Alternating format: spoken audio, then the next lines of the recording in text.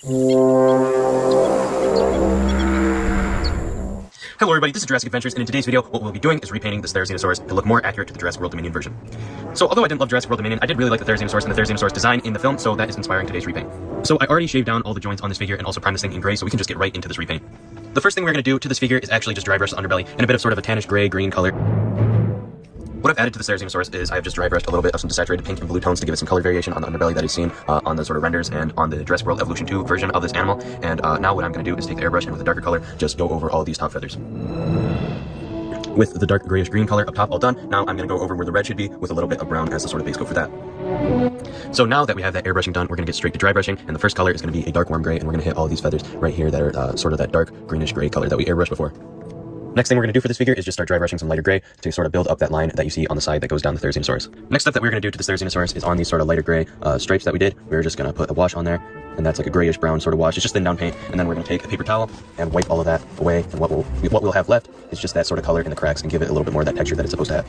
Now that we have most of the dark body done and also that light little stripe on the side, we're going to get into the sort of reddish color on the back here, and starting off with a bit of a brownish red tone, we're just going to dry brush it over those feathers.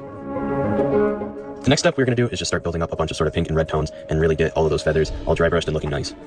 Now that we're done with the red feathers, we can move on to the head, and the head has a ton of different colors and stuff we need to do, so let's get right into it. The first color we're going to use is sort of a pinkish tan color. It's a really weird color, but that is going to be for just some of those base tones on the head.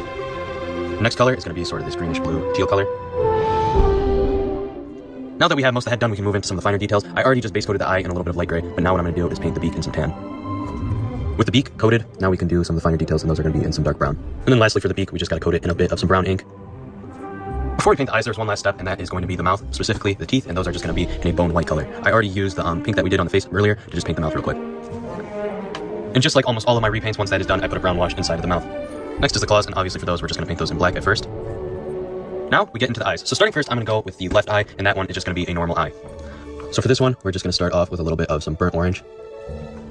Now that we have that sort of orange done inside of the eye, we can get into the pupil, and that is in black, of course. Now for the other eye, the right eye, which is in fact blind, as you can see in the movie, we are going to start off with a pink babe. Next, we're going to take some light gray and start putting it inside of that eye. Next, we're going to take a bit of a light blue color and add a little bit of accents inside that eye.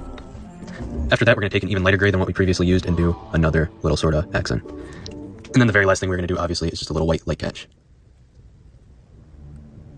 And then after that, lastly, we're just going to take a bit of some dark cool gray and make that sort of faded pupil that you see. And of course, the last step is to just gloss up the eyes, the mouth, and also the claws.